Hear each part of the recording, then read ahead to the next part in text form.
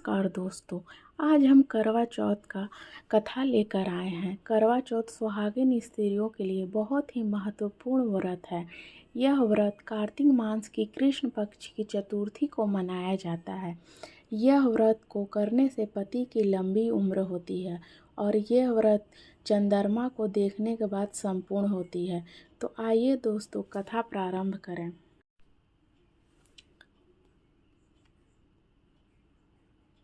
बहुत समय पहले की बात है। एक साहूकार के 7 बेटे और उनकी एक बहन करवा थी। सभी सातों भाई अपनी बहन से बहुत प्यार करते थे। यहाँ तक कि पहले उसे खाना खिलाते थे, बाद में स्वयं खाते थे। एक बार उनकी बहन ससुराल से मायके आई हुई थी। शाम को भाई जब अपना व्यापार व्यवसाय बंद कर कर घर आए तो उनकी बहन बहुत परेशान थी। सभी भाई खाना खाने बैठे और अपनी बहन को भी खाने का आग्रह करने लगे, लेकिन बहन ने बताया आज करवा चौथ का निर्जल व्रत है और वह खाना सिर्फ चंद्रमा को देखकर ही खाएगी। चूँकि चंद्रमा अभी तक निकला नहीं था, इसीलिए वह भूख प्यास से व्याकुल हो उठी है। सबसे छोटे भाई को बहन की हालत देखी नहीं जाती है और वह दूर पीपल के पेड़ पर एक दीपक जलाकर चलनी की ओट में रख देता है। दूर से देखने पर ऐसा प्रतीत होता है जैसे चतुर्थी का चांद उदित हो रहा हो। इसके बाद भाई बहन को बताता है कि चांद निकल आया, तुम उसे अर्घ देने के बाद भोजन कर सकती हो। बहन खुशी के मारे सीढ़िया पर चढ़ के गई, उसे अर्घ देकर खाना खाने बैठ गई।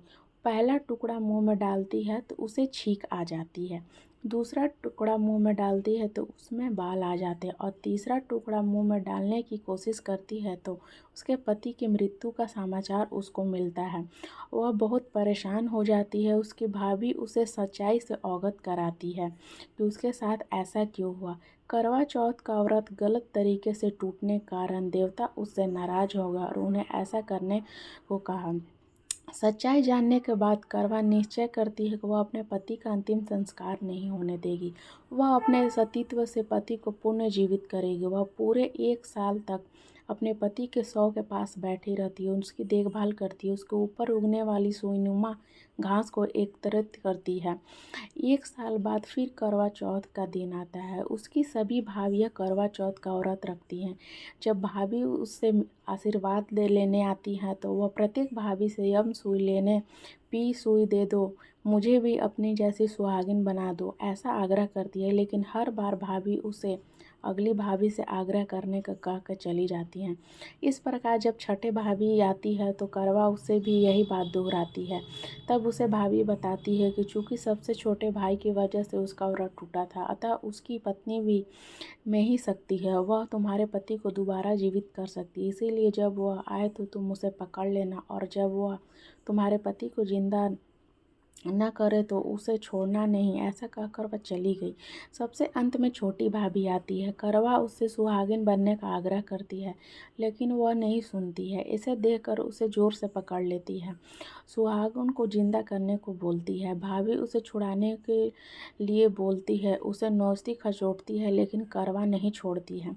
अंत में उसकी तपस्या को देख भाभी पसीज जाती है और अपनी छोटी उंगली चीर कर उस अमृत उसके पति के मुंह में डाल देती है। ऐसा करने से उसका पति तुरंत उठ के बैठ जाता है। इस प्रकार करवा का पति फिर से जीवित हो जाता है और फिर से वह सुहागिन हो जाती है। वो बहुत खुश होती है। ओम नमः शिवाय। तो दोस्तों ये कथा यहीं समाप्त होता है। मिलते हैं अगले वीडियो में।